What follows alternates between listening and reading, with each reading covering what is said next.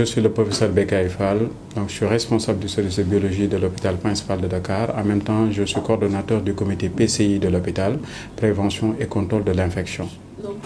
Je vous rappelle que le Covid-19, c'est une pathologie qui se transmet de façon très rapide, qui est due à un virus, le SARS-CoV-2. Cette transmission rapide fait que si on ne fait rien, on peut passer très facilement de 400 cas actuellement à 1000, voire 10 000, voire 20 000. Ce n'est pas pour faire peur qu'on le dit. C'est ça qui risque de se passer si les mesures ne sont pas respectées par les populations. Et le masque rentre dans le cadre de ces mesures-là. Parce que la transmission se fait essentiellement de façon aérienne. Surtout par les éternuements de la personne qui est atteinte, par la toux, mais également lorsque la personne parle fort. La personne touchée qui éternue, tousse ou bien qui parle fort devant vous, si vous êtes à une distance proche, moins de 1 mètre, ou bien même si vous êtes à une distance un peu plus éloignée, mais dans un endroit confiné.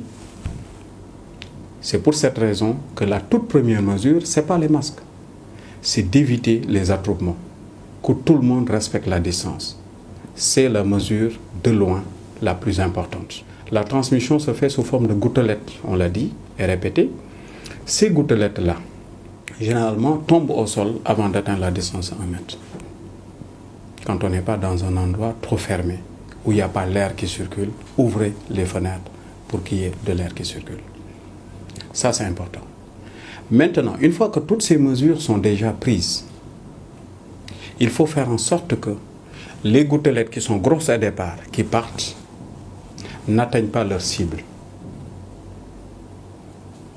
Pour y arriver, il faut une barrière. C'est pour cette raison qu'on préconise le port de masque. Il y a différents types de masques. Dans les structures hospitalières, généralement, surtout dans les laboratoires, il y a ce qu'on appelle les masques de type FFP2. FFP2 ou bien N95. C'est un peu ce type de masque-là, ou bien celui-là. Ces masques-là étaient réservés généralement aux laboratoires qui manipulaient surtout de microbiologie. Dans ce cadre du Covid, le personnel de soins, on lui demande de porter ce masque-là. De façon générale, c'est le personnel qui, dans le cadre de son travail, est obligé plusieurs fois par jour de se retrouver à une distance proche du visage, du vis-à-vis. C'est le chirurgien dentiste, c'est l'ophtalmologue, c'est même la secrétaire qui reçoit très souvent du personnel à une distance proche et qui n'a pas de verre de protection. Ce masque-là permet d'empêcher au maximum les particules de passer lorsqu'on inspire. À côté, nous avons le masque chirurgical. Ce masque-là, son rôle, c'est essentiellement d'empêcher les gouttelettes de partir, de quitter la personne qui tousse ou bien qui éternue. Mais ce n'est pas tellement de protéger lorsqu'on le porte contre les particules qui viennent.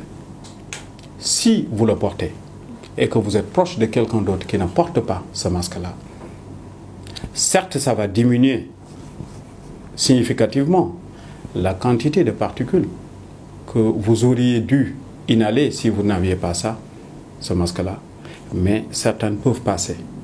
Surtout que les autres qui n'arrivent pas à passer se fixent dessus. À force d'inspirer, au-delà d'un certain temps, c'est pour ça que ces masques-là ont une durée de vie. Généralement, au bout de 3 heures à 4 heures de temps, on est obligé de les changer. Donc les autorités sanitaires ont eu la très bonne idée, comme ce qui a été fait dans d'autres pays, de proposer la mise en place de masques locaux. De masques locaux avec le même objectif. Encore une fois, ces masques locaux-là ne permettent pas totalement de bloquer les particules. Par contre, si tout le monde porte le masque, personne ne va émettre de gouttelettes au-delà de ce masque-là. Donc tout le monde va être protégé. Si je suis avec vous, proche, moi je mets mon masque, vous ne le mettez pas. Si moi je suis touché par le Covid, je tousse, j'éternue, il y a peu de chances que ça arrive. Mais une petite partie peut arriver. Par contre, si vous portez parallèlement le masque, les deux combinés, il y a peu de chances que je vous contamine. Donc ces masques-là, locaux, fabriqués localement donc, n'ont d'intérêt que lorsque tout le monde les porte en même temps. C'est pour ça que les autorités insistent. Un masque qui est mal porté, mal géré, devient plus qu'un danger qu'une solution. Le principe du masque, lorsque vous le portez, vous étiez en ville, vous l'avez porté, peut-être que vous avez eu à vous approcher de gens touchés par la maladie. Parce que je vous rappelle que environ 40 à 50% des gens qui ont le virus dans leur organisme n'ont aucun signe. Ils peuvent contaminer les autres. La première étape, c'est l'achat du masque. Lorsque vous achetez le masque, faites attention à chez qui vous l'achetez. Si vous l'achetez chez quelqu'un qui a tendance à donner à tout un chacun pour qu'il essaie, essayez, est-ce que ça marche bien? Mais les gens qui ont essayé ont dû laisser des particules dessus. Il vous suffit juste d'essayer vous-même pour être contaminé, sans vous en rendre compte. Donc vous achetez un masque, vous n'êtes pas sûr.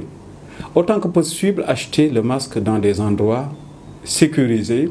Les masques locaux, vous les achetez dans la rue, achetez-en plusieurs, mais ne mettez pas encore, allez laver ça, et repasser et réutiliser le lendemain et donner à votre famille. C'est la première étape. La deuxième étape que je trouve importante, c'est comment porter cela. Il y a des masques qui ont des languettes par rapport aux oreilles. Le principe, c'est que il faut autant que possible que cela soit étanche, les bords, que l'air ne puisse pas passer facilement. On n'aura jamais du 100%, mais qu'on s'approche de cela. Généralement, il y a une sorte de languette en fer ici qui permet de fixer bien.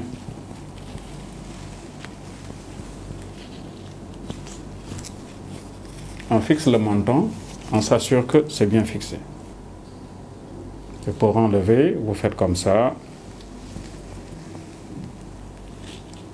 Vous assurez et vous mettez directement à la poubelle. Maintenant, il n'y a pas que ces masques-là. Il y a d'autres qui sont fabriqués, qui ont des languettes qui se fixent derrière pour que ça soit plus net. Donc, on commence par tirer, n'est-ce pas? Tirer peut-être séparément les deux languettes. On fixe comme ça. On tire bien, on fixe. On tire le menton. On s'assure que c'est bien fixé là. Et là, c'est bon. Et pour l'enlever,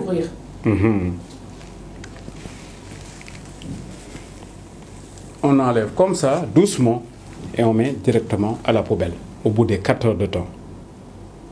Maintenant, s'il s'agit de nos masques locaux, on enlève, on met là où on a besoin de mettre, mais de façon séparée par rapport aux autres produits, de sorte à pouvoir les laver très rapidement. Maintenant, si vous n'êtes pas sûr de pouvoir laver ça immédiatement, vous mettez ça dans une solution d'eau de javel. À 0,05%, c'est bon. Pendant 15 minutes, après vous lavez. Mais ce passage n'est pas obligatoire. Vous pouvez laver avec de l'eau et du savon parce que c'est un virus fragile, encore une fois.